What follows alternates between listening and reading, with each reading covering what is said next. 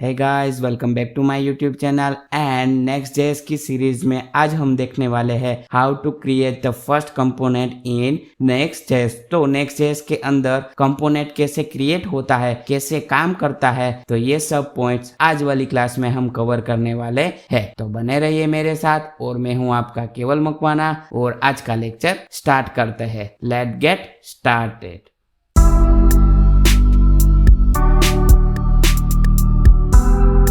तो gas finally हम जो हमारा एडिटर है यानी कि VS कोड एडिटर है उसमें आ गए हैं और आप यहाँ पे देख सकते हैं कि यहाँ पे मैंने फर्स्ट इंस्टॉलेशन कर दिया है Next.js का ऐप राउटर के साथ। जो एम्प्टी प्रोजेक्ट रहने वाला है Next.js का वो यहाँ पे मैंने पहले से ही इंस्टॉल करके रखा है। और अगर आपने मेरी प्रीवियस वीडियो को वॉच नहीं किया है तो वो जो लिंक है वो मैं डिस्क्रिप्शन में ड्रॉप कर दूंगा, तो वहां से भी आप चेकआउट कर सकते हैं कि इंस्टॉलेशन है Next.js का वो किसके साथ कर सकते हैं। और एज्योर VS के आप पेज राउटर यूज करें या तो फिर ऐप राउटर यूज करके जो Next.js का एम्प्टी प्रोजेक्ट है वो अपने मशीन में इंस्टॉल कर सकते हैं। और प्रीवियस वीडियो है मेरा जो pre requisites before learning of Next.js के Next.js को लर्न करने से पहले प्री रिक्विजिट्स क्या रहती है वो भी मेरी जो वीडियो है वो मेरी चैनल पे अवेलेबल है, तो उसका भी लिंक मैं डिस्क्रिप्शन में ड्रॉप कर दूंगा, तो वहां से भी आप चेकआउट कर सकते हैं। ठीक है, तो यहाँ पे मैंने एम्प्टी प्रोजेक्ट पहले से ही इंस्टॉल करके रखा है ताकि हमारा जो इंस्टॉलेशन की प्रोसेस में हमारा टाइम वेस्ट है होता है वो यहाँ पे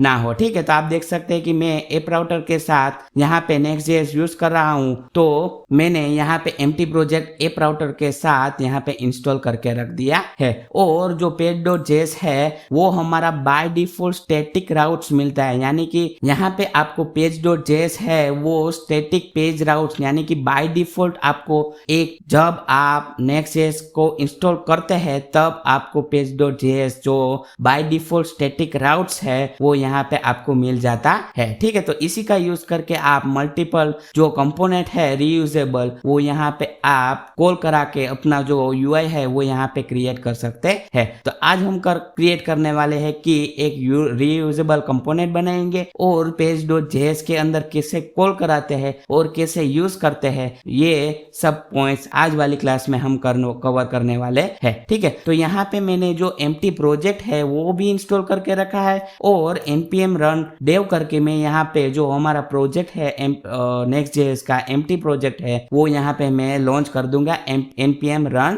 dev करके। ठीक है, तो यहाँ पे हमें लोकल होस्ट का जो पाथ है यानी कि लोकल होस्ट :3000 वाला जो हमें URL है वो Next.js यूजिंग टर्बो पैक यहाँ पे हमें प्रोवाइड किया जाता है। तो आप देख सकते हैं कि http://localhost:3000, तो इसी का यूज करके आप अपने जो मशीन का ब्राउजर है उसमें भी आप रन कर सकते हैं। और नीचे दिया गया है नेटवर्क, तो उसी का यूज करके आप जो अपने मोबाइल में भी आप अपना जो इस प्रोजेक्ट का आउटपुट देखना चाहते हैं स्क्रीन में मैं आपको एक स्क्रीनशॉट मेंशन कर दूंगा, तो आप वो स्क्रीनशॉट देख के आपको पता चल सके कि ये दोनों का दोनों जो URL है वो कहाँ पे यूज होता है। तो पहला का जो लोकल है वो अपने मशीन में चलेगा और नेटवर्क है जो कि IP एड्रेस के साथ अपना जो लोकल होस्ट का पोर्ट नंबर है 3000 वो आप लगा के अपना कोई भी रिएक्ट का और नेक्स्ट का प्रोजेक्ट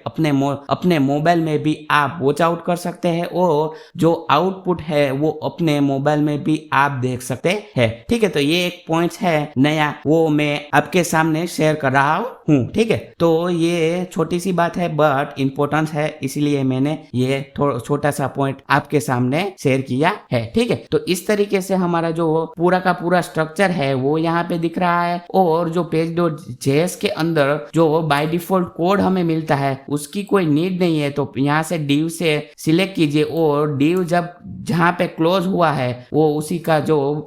के बीच में जो सारा का सारा कोड है वो आप डिलीट कर सकते हैं और रिमूव कर सकते हैं। और यहाँ पे सेव किया और यहाँ पे एक div लेके अंदर हम देख लेंगे कि हमारा जो प्रोजेक्ट है वो कंप्लीट चल रहा है कि नहीं चला है, तो यहाँ पे लिख दिया टेक विथ केवल, ठीक है। और ब्राउजर में न्यू टैब लेके यहाँ पे हम लिखेंगे लोकल होस्ट कोलन 3000। तो यहाँ पे अपना जो आउटपुट है एम्प्टी प्रोजेक्ट का वो यहाँ पे हमें डिस्प्ले होता है, ठीक है। तो आप क्लियरली देख सकते हैं कि यहाँ पे जो टेक विथ केवल है कहाँ से आ रहा है, जो कि हमने यहाँ पे जो स्ट्रिंग पास की है डी ओपन और क्लोज के बीच में, तो यहाँ पे हमें जो स्ट्रिंग है वो यहाँ पे प्रोवाइड कर दी है नेक्स्ट जेएस ने, ताकि हम श्योर हो सके कि हमारा जो प्रोजेक्ट है वो परफेक्ट तरीके से काम कर रहा है, परफेक्ट तरीके से उसका लॉन्चिंग हो गया है और क्लियरली और सक्सेसफुल हमारा जो एम्प्टी प्रोजेक्ट है वो यहाँ पे काम कर रहा है, ठीक है। तो यहाँ पे हम आज का हमारा जो पॉइंट्स है कि रीयूजेबल कंपोनेंट कैसे क्रिएट कर सकते हैं और page.js के अंदर कैसे कॉल करा सकते हैं। तो